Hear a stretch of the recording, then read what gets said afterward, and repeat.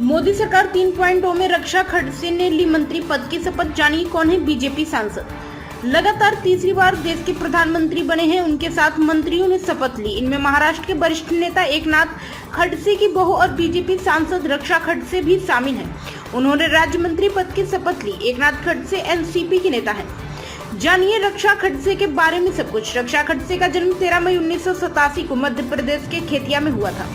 रक्षा खडसे सबसे पहले कोठाड़ी गांव की सरपंच चुनी गई थी। बाद में जलगांव जिला परिषद के लिए चुनी गई। इसके बाद 2014 के लोकसभा चुनाव में उन्होंने राष्ट्रवादी कांग्रेस पार्टी के मनीष जैन को 3,18,608 मतों के अंतर पर हराया था। उन्होंने 26 वर्ष की आयु में 16वीं लोकसभा में सबसे कम उम्र की सांसद बनने का भी रिकॉर्ड बनाया है।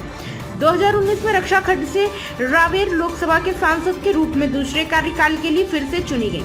इसके बाद 2024 के लोकसभा चुनाव खडसे ने फिर से जीतकर सभी को चौंका दिया है। रक्षा खडसे का सांसद के रूप में राजनीतिक सफर।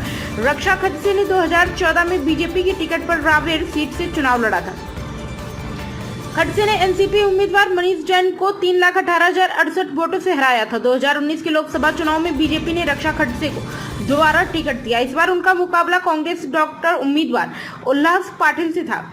खडसे ने पाटिल को 3,35,882 वोटों से हरा दिया। इसके बाद लोकसभा चुनाव 2024 में ये मुकाबला बीजेपी और शरद गुट के बीच हुआ। रक्षा खडसे ने श्रीराम पाटिल को 2,72,183 वोटों से हरा दिया। महाराष्ट्र में लोकसभा चुनाव के बाद अब विधानसभा चुनाव होना है। ऐसे में रक्षा खडसे को मोदी सरकार में शामिल करना अहम माना जा रहा है। अब रक्षा खडसे को कौन सा मंत्रालय मिलता है, इस पर भी सभी की नजर रहेगी।